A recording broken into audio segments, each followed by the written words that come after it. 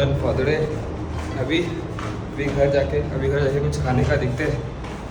सोच रहा हूँ पनीर लेके जाओ, पनीर दही वगैरह ऐसा, रोटी चपाती जो भी मिले वो, चपाती मोस्टली।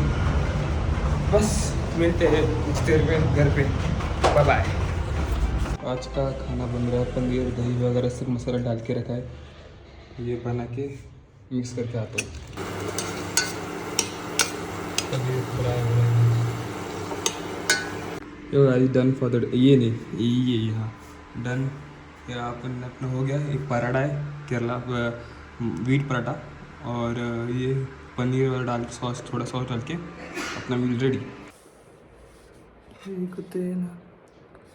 रोल बनाया, रोल यहाँ से इधर से डिच क्या